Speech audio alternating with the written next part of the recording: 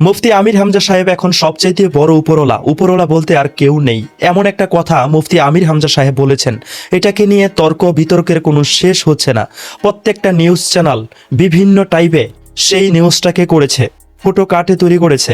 এটাকে নিয়ে অনেক বিভ্রান্ত তৈরি হচ্ছে, অনেকে তর্ক বিতর্ক হচ্ছে। মুফতি আমির হামজার মতো একজন মানুষ এই কথাটা কিভাবে বলল? এখন সেখানকার সবচেয়ে বড় উপরওয়ালা আসছে, সেখানে আর কেউ উপরওয়ালা নেই।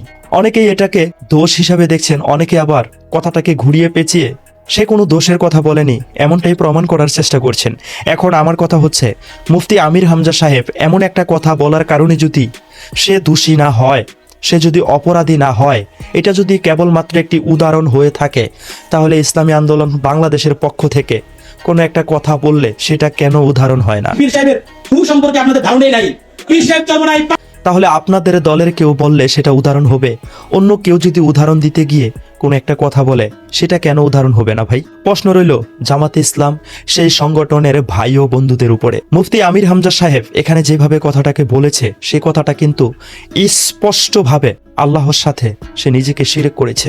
যদি আপনি সেটাকে শিরিক না ধরে এটাকে একটা উদাহরণ ধরে নিতে পারেন, তাহলে ইসলামী আন্দোলন বাংলাদেশের পক্ষ থেকে কোনো একটা উদাহরণ দিলে সেটাকে কেন আপনারা উদাহরণ হিসাবে নিতে পারেন না? অন্য কেউ কি উদাহরণ দিলে সেটা উদাহরণ হবে না? আপনারা দিলে একটা উদাহরণ হবে, অন্য কেউ দিলে এটা উদাহরণ হবে না? এটা কেন আপনারা করেন? নিজের বেলা যেমন অন্যের বেলাও তো ঠিক তেমনটাই হওয়ার প্রয়োজন। আমিও তো ভিডিও তৈরি করি, আজ পর্যন্ত আপনি কি বলতে পারবেন আমি মিথ্যাচার করেছি? হ্যাঁ, একটা ভিডিওতে আমি বলেছিলাম জান্নাতের টিকিটের কথা, সেটা আমার ভালোভাবে যাচাই করা হয়নি। কিন্তু জান্নাতের টিকিট আপনারা বিক্রি করেননি ঠিকই, তবে জান্নাতে যাওয়ার জন্য কিন্তু হাতের মুঠে ঠিকই টাকা ধরিয়ে দিয়েছেন। ইলেকশনের দিন 12 তারিখে আপনাদেরকে অনেক জায়গায় দেখা গিয়েছে টাকা দিয়ে ভোট সংগ্রহ করতে, আগে ভাগে ব্যালট পেপারে সিল মেরে রাখতে। জান্নাতের টিকিট বিক্রি করেননি, সেটা আমি ভুল বলেছি, আমি স্বীকার করলাম, কারণ এটা আমি ভুল বলে ফেলেছি, আমার আর একটু ভালোভাবে যাচাই করার প্রয়োজন ছিল। কিন্তু আপনারা যে ভোটের নামে মানুষের হাতে টাকা ধরিয়ে দিয়েছেন, সেটা কি অস্বীকার করতে পারবেন?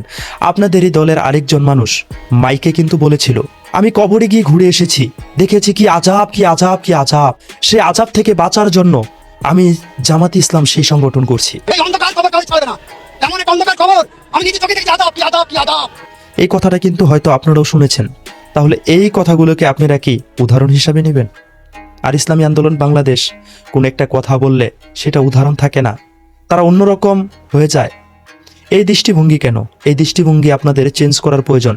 আর আমি মুফতি আমির হামজা সাহেবকে বলবো, যদিও আমার কথাটা তিনি বলবেন না, কিন্তু আমি আমার জায়গা থেকে বলছি, এমন কথা বলার সময় অবশ্যই সতর্কতা অবলম্বন করার প্রয়োজন।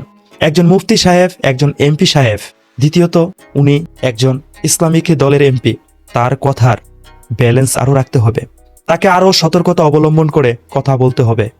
এটা বলা তার জন্য খুবই জরুরি। আমি শেষমেশে একটা কথাই বলবো, নিজেরটাকে যেভাবে দেখেন, যেই চোখ দিয়ে দেখেন, অন্যটাকেও সেই চোখ দিয়ে দেখবেন নিরপেক্ষভাবে। দোষ হলে দোষ, যদি দোষ না হয় বুক টান টান করে বলবেন এটা দোষ নয়।